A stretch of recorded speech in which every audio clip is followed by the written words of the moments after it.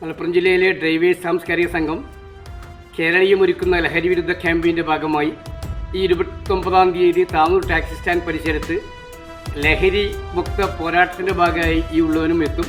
അതോടൊപ്പം തന്നെ ഈ പോരാട്ടത്തിന് മുഴുവൻ ആളുകളുടെയും പങ്കാളിത്തം ഉണ്ടാകണമെന്ന് വിനയപുരസ്സരം അപേക്ഷിക്കുന്നു. പ്രിയമുള്ളവരെ, ലഹരി നമ്മുടെ നാടിനെ വളരെ ക്രൂരമായി അതിഭീകരമായ ഒരു കുതിപ്പിൽ നേരിടേണ്ട ഒരു അവസ്ഥയിലാണ് ഞാനും നിങ്ങളും. അതുകൊണ്ട് തന്നെ ലഹരി എന്ന ആ ഒരു മാരകമായ വിപത്തിൽ നിന്ന് നമ്മുടെ കുട്ടികളെ രക്ഷിക്കേണ്ട ബാധ്യത നമുക്കുണ്ട്. അതോടൊപ്പം തന്നെ മുതിർന്നവർ കുട്ടികൾക്കൊപ്പം ചേർന്ന് നിൽക്കാനുള്ള മനസ്സും നമ്മൾ ഉണ്ടാകേണ്ടതുണ്ട്.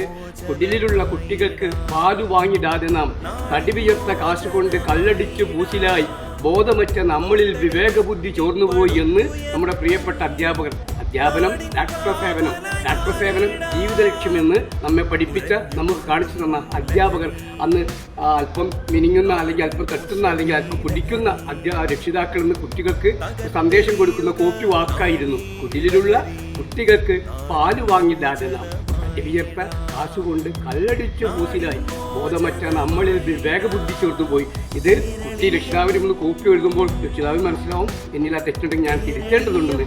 ആ കാലമായിരുന്നു. പക്ഷേ ഇന്ന് നമ്മുടെ കുട്ടികൾ എല്ലാ വിധത്തിലും മാരകമായ പ്രതിസന്ധിയിലേക്ക് കടന്നുകൊണ്ടിരിക്കുകയാണ്. ഭയങ്കരമായ രാസക്കുട്ടികളുടെ ലഹരി, അതിൻ്റെ അതിപ്രസരം നമ്മുടെ കുട്ടികളും നമ്മുടെ നാടും അനുഭവിക്കുന്നു.